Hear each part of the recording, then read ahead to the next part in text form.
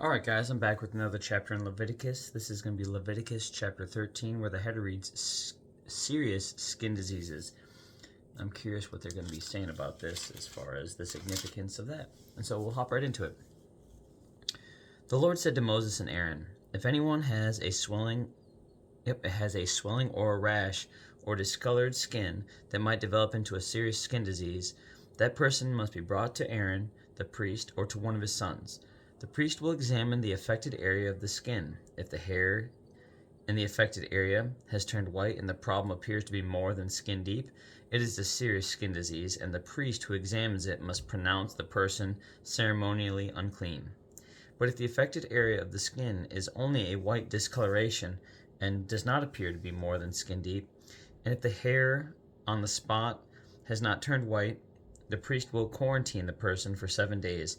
On the seventh day, the priest will make another examination. If he finds the affected area has not changed and the problem has not spread on the skin, the priest will quarantine the person for 7 more days. On the seventh day, the priest will make another examination. If he finds the affected area has faded and has not spread, the priest will pronounce the person ceremonially clean. It was only a rash. The person's clothing must be washed, and the person will be ceremonially clean. But if the rash continues to spread after the person has been examined by the priest and has been pronounced clean, the infected person must return to be examined again. If the priest finds that the rash has spread, he must pronounce the person ceremonially unclean, for it is indeed a skin disease. Anyone who develops a serious skin disease must go to the priest for an examination. If the priest finds a white swelling on the skin and some hair on the spot has turned white, and there is an open sore in the affected area, it is a chronic skin disease, and the priest must pronounce the person ceremonially unclean. In such cases, the person need not be quarantined, for it is obvious that the skin is defiled by the disease. Now suppose the disease has spread all over the person's skin, over the body from head to foot. When the priest examines the infected person and finds that the disease covers the entire body, he will pronounce the person ceremonially clean. Since the skin has turned completely white, the person is clean. But if any open sores appear, the infected person will be pronounced ceremonially unclean. The priest must make this pronouncement as soon as he sees an open sore, since open sores indicate the presence of a skin disease. However, if the open sores heal and turn white like the rest of the skin, the person must return to the priest for another examination. If the affected areas have indeed turned white, the priest will then pronounce the person ceremonially clean by declaring, "You are clean." If anyone has a boil on the skin that has started to heal, but a white swelling or a reddish white spot develops in its place, that person must go to the priest to be examined. If the priest examines it and finds it to be more than skin deep, and if the hair in the infected area has turned white, the priest must pronounce the person ceremonially unclean. The boil has become a serious skin disease. But if the priest finds no white hair on the affected area, and the problem appears to be no more than skin deep and has faded, the priest must quarantine the person for 7 days.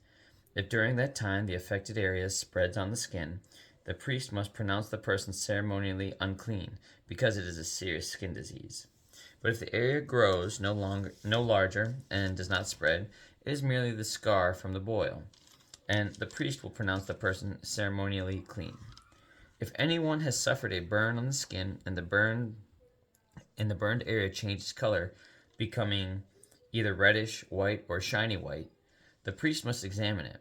If he finds that the hair in the infected area has turned white and the problem appears to be more than skin deep, a skin disease has broken out in the burn. Goodness, I'm struggling a little bit. The priest must then pronounce the person ceremonially unclean, for it is clearly a serious skin disease. But if the priest finds no white hair on the affected area, and the problem appears to be no more than skin deep and has faded, the priest must quarantine the infected person for 7 days. On the 7th day, the priest must examine the person again. If the affected area has spread on the skin, the priest must pronounce that person ceremonially unclean, for it is clearly a serious skin disease. But if the affected area has not changed or spread on the skin and has faded, it is simply a swelling from the burn. The priest will then pronounce the person ceremonially clean, for it is only the scar from the burn. If anyone, either a man or a woman, has a sore on the head or chin, the priest must examine it. If he finds it is more than skin deep and has fine yellow hair on it, the priest must pronounce the person ceremonially unclean. It is a scabby sore of the head or chin. If the priest examines the scabby sore and finds that it is only skin deep, but there is no black hair on it, he must quarantine the person for 7 days. On the 7th day, the priest must examine the sore again. If he finds that the scabby sore has not spread, and there is no yellow hair on it, and it appears to only be skin deep, the person must shave off all hair except the hair on the affected area. Then the priest must quarantine the person for another 7 days. On the 7th day, he will examine the sore again.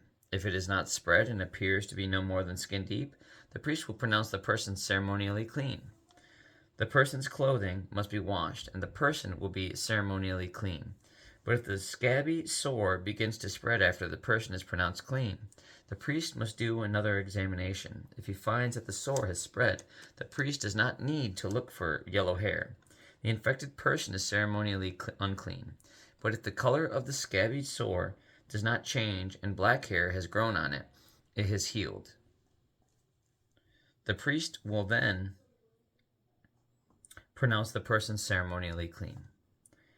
If anyone, either a man or a woman, has shiny white patches on the skin, the priest must examine the affected area. If he finds the skinny white patches are only pale white, this is a harmless skin rash, and the person is ceremonially clean.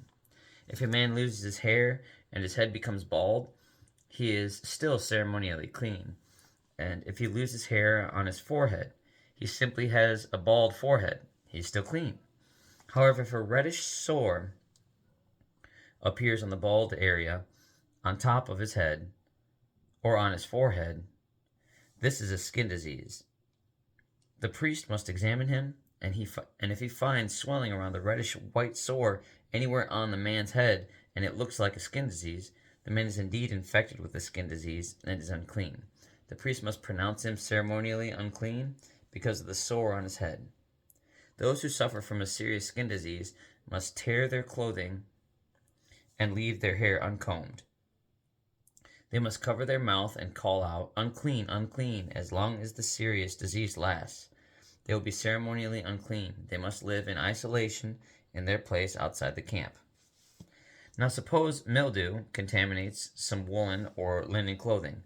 Woolen or linen fabric, the hide of an animal, or anything made of leather. If the contaminated area in the clothing, the animal hide, the fabric, or the leather article, has turned greenish or reddish, it is contaminated with mildew and must be shown to the priest. After examining the affected spot, the priest will put the article in quarantine for 7 days.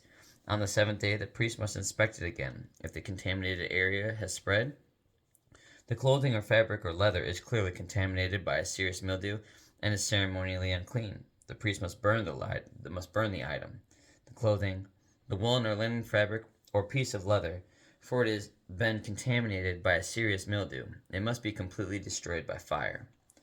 But if the priest examines it and finds that the contaminated area has not spread in the clothing, the fabric, or the leather, the priest will order the object to be washed and then quarantined for 7 more days. Then the priest must examine the object again. If he finds that the contaminated area has not changed color after being washed, even if it did not spread, the object is defiled. It must be completely burned, whether the contaminated spot is on the inside or outside. But if the priest examines it and finds that the contaminated area has faded after being washed, he must cut the spot from the clothing, the fabric, or the leather. If the spot later reappears on the clothing, the fabric, or the leather article, the mildew is clearly spreading, and the contaminated object must be burned up. But if the spot disappears from the clothing, the fabric, or the leather, article after it has been washed, it must be washed again. Then it will be ceremonially clean. These are the instructions for dealing with mildew that contaminates woolen or linen clothing or fabric or anything made of leather. This is how the priest will determine whether these items are ceremonially clean or unclean. And that's the end of chapter 13. That was an awful lot longer chapters. I think 14 is similar to that. One thing that I'll say that is interesting, and then I'll go on my way, is I try not to keep these videos too long. It's interesting to me that identification of being ceremonially clean or unclean has the same verbiage, the same process, maybe a different time length, but the same process of that separation, identification of clean or unclean, out of concern for spreading. That means sin too. So like, just in reading this, it kind of gave me a greater insight as to how and maybe why they identified what may or may not have been ceremonially clean or unclean. That had to do with the person's physical health and what could potentially be deemed contagious. That also applied to sin too, and how they were identified as ceremonially clean or unclean. So I think it's interesting. My mind just really grasped the fact that, man, sin's contagious too. And so that does make sense that say, hey, this place isn't for you when you're doing that, or you have that, or you're operating like this or operating like that. That gave me a whole lot more appreciation for the previous chapters. And again, that's more like reading in between the lines. But it felt like as I was reading, that idea just jumped off at the page for me, because if it's a health issue and you're deemed unclean, that doesn't necessarily reflect your heart or the sin aspect or anything like that. But if they're worried about it being contagious, it's pretty interesting to me that they would have done the same thing for sin. No, you're deemed unclean. This place isn't for you right now. You need to go get right with God. And it was the same thing for people that had health issues. Oh, hey, no, you're just not feeling well. You just need to not be around other people right now, just in case that would spread. And they did the same thing with sin. So that's super interesting to me.